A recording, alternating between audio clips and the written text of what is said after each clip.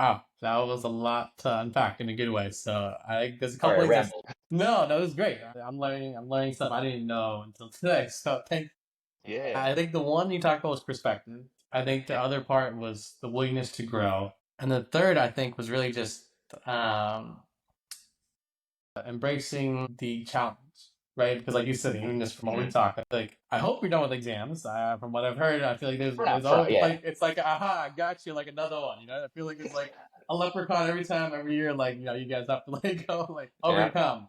But I think with that, you talked about finding your own groove. Because again, like you said, not everyone is going to study the same way, but you have to like find what works for you. But also, I think to what you mentioned about that ownership mindset, like look, treat this like a job. Like, yeah, I'm in school, but how you practice is how you play, right? Going back to sports, like, if you practice like you're not gonna like score 30, then you're not gonna do well.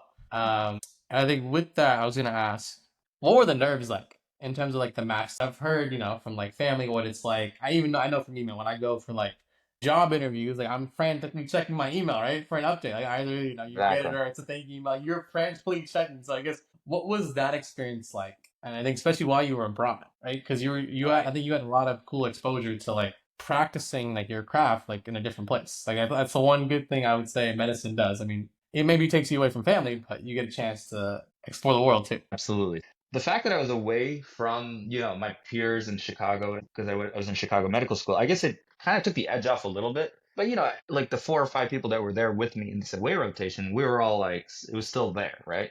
Right, And for me, I just, at that point in time, before I opened that match day letter, I had just like taken it for granted that, oh yeah, I'll just end up in Chicago. And at that point in right, time, I was like, I don't think I'll ever leave Chicago. Like, it's the best. Like, why would I leave anywhere else? You know what I'm saying? Like, my family's here, all my friends are here. It's the dopest city in the world. You know what I'm saying? Like, why right, would I even think about that? It was the nerves itself. I didn't have as many just because I just assumed. But that's what do they say? When you assume, you make an ass out of you and me, right? So that's when life was like, okay, we'll teach you a little something.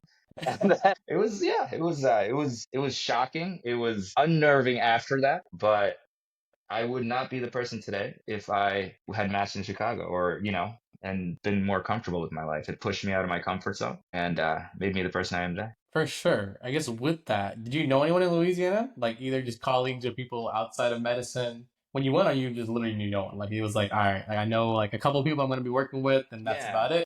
Did you have anyone? It was really weird. I have one of my best friends, his name is Ashish from undergrad. He had a buddy who I peripherally knew was actually Right. from Shreveport, Louisiana. Okay. And I had like talked to this guy like 4 or 5 times in undergrad. He actually ended up stopping school a little early just to start a business in Shreveport.